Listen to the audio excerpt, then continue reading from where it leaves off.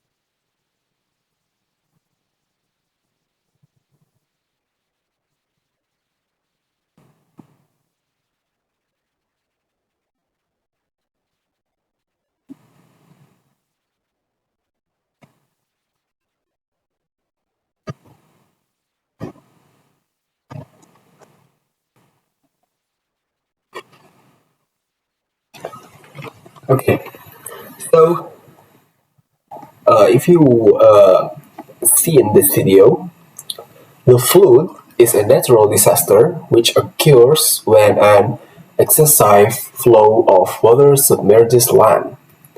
The European Union's flood directive defines a flood as the temporary covering by water of land that is not normally covered by water. So, flood will not actually occur if we continue to protect our environment and always follow established protocols regarding protecting the environment. But it cannot be denied that even though we have been warned, there are still several individuals or actors who are the cause of why flooding can occur. For that, let's discuss how to deal with flooding and the steps that must be taken. So, early warning system.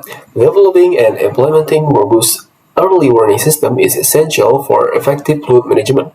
This system utilizes various tools such as weather monitoring stations, river gauge, and rainfall prediction models to provide timely alerts and evacuation notice to at-risk communities. Next is floodplain zoning.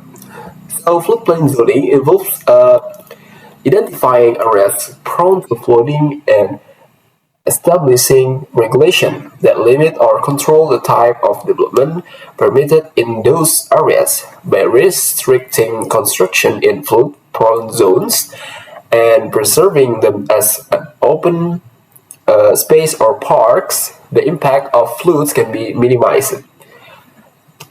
Next is improved drainage infrastructure. Investing in well-designed and properly maintained drainage system is crucial for flood mitigation. This includes constructing adequate stormwater drains, canals, and retention ponds to efficiently manage excess water during heavy rainfall. Regular maintenance is necessary to prevent clogging and ensure optimal performance. The next is land use planning.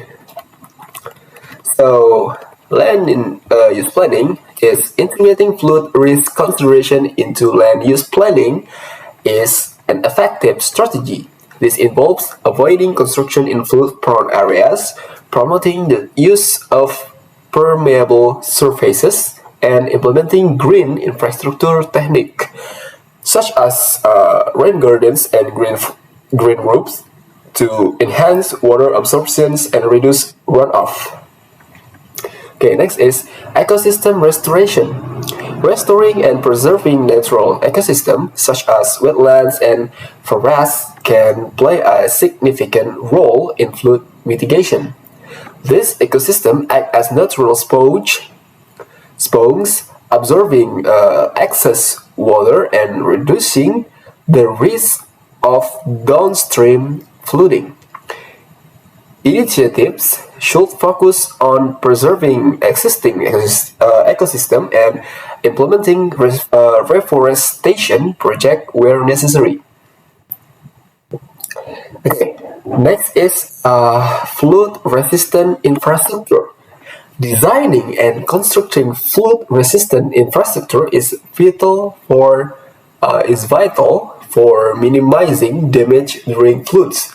This includes raising the elevation of roads and building in flood-prone areas, using flood-resistant building materials, and incorporating flood barriers and flood walls where appropriate. Okay, next is public awareness and education.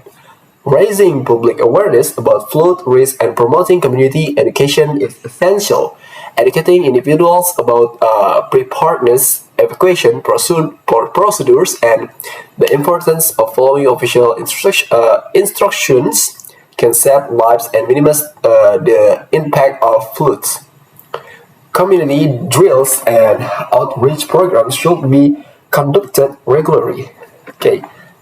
Next is international cooperation. Flood management often requires international cooperation, particularly in the case of transboundary rivers and short watersheds. Collaborative efforts can include information sharing, joint flood monitoring, and coordinate emergency response plans to address flooding at a regional or global scale. Okay, from what that I have talked to you, I have described to you, the conclusion is implementing comprehensive flood mitigation measures involves a multifaceted approach that combines early warning system, land use planning, infrastructure improvements, ecosystem restoration, public awareness, and international cooperation. By adopting these strategies, communities can minimize the impact of floods and enhance their resilience to future floods events. Okay, I think that's enough. Thank you so much. Assalamualaikum warahmatullahi wabarakatuh.